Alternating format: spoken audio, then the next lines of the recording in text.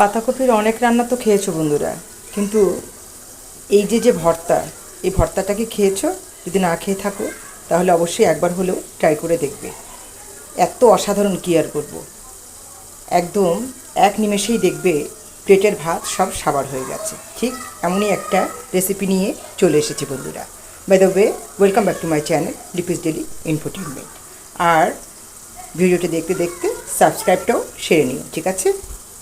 Frying প্যানে তেল দিয়ে দিচ্ছি, সেই সাথে বড় একটা টমেটো ফালা ফালা করে কেটে রেখেছিলাম, সেগুলো দিয়ে দিচ্ছি। এবার কিছু মশলা অ্যাড করব।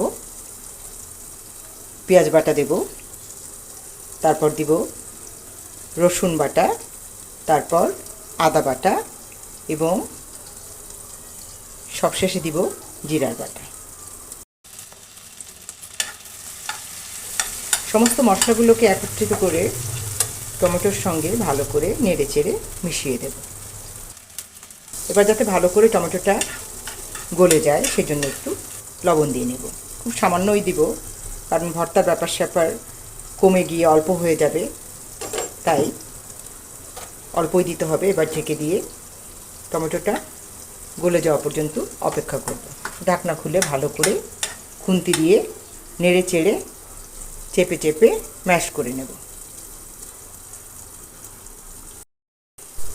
আমি ছোট একটা পাতাকপির অর্ধেকটা নিয়েছিলাম, আর পাতাকপিগুলোকে কুচি করে রেখে তারপর সেটাকে ব্লেন্ড করে নিয়েছিলাম।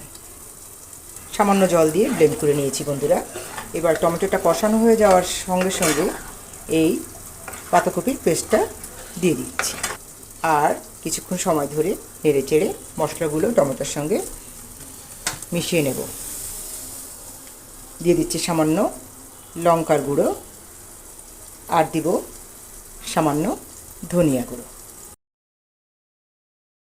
ব্যাস বন্ধুরা, আপাতত মশলা দেওয়া শেষ। এরপরেও লাস্ট পর্যন্ত দিতেই থাকবো, অপেক্ষা করো, দেখতে থাকো। যদিও আজকের ভিডিও ভালো লাগে অবশ্যই লাইক কমেন্ট শেয়ার করো। আর যে সকল বন্ধুরা দেখছো অথচ এখন পর্যন্ত সাবস্ক্রাইব করে উঠতে পারোনি, তাদেরকে বলবো অবশ্যই সাবস্ক্রাইব করে বেল বাটন প্রেস করে আমার সাথে থেকো। এরকম সহজ সহজ রেসিপি পেতে অবশ্যই বন্ধু হয়ে পাশে থাকবে, সেই আশাই করব। দুটো কাঁচা লঙ্কা চিড়ে দিয়ে দিচ্ছি, এটা পাতাকপির সঙ্গে ব্লেন্ড করে দিলেও হয়। এবার দিয়ে দিচ্ছি সামান্য হলুদ গুঁড়ো।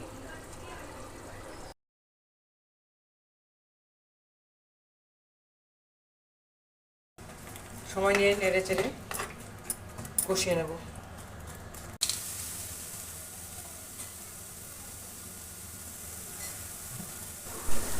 অনেকটা হয়ে গেছে বন্ধুরা।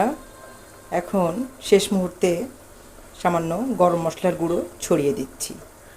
এখানে তোমরা ধনিয়া পাতা ইউজ করতে পারো, আমার খেয়াল ছিল না এবং তাড়াহুড়ো ছিল, যার কারণে এটা আমি দিতে পারিনি। তোমরা দিয়ে নেবে, তাহলে দেখবে যে টেস্টটা আরও বেশি বৃদ্ধি পাবে। বন্ধুরা বুঝতেই পারছো নামিয়ে নেওয়ার সময় হয়ে গেছে, আর সেই সাথে সাথে আজকের ভিডিও কিন্তু এখানেই শেষ হয়ে যাচ্ছে।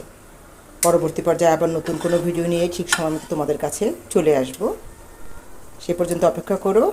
ভালো থেকো সবাই, টাটা।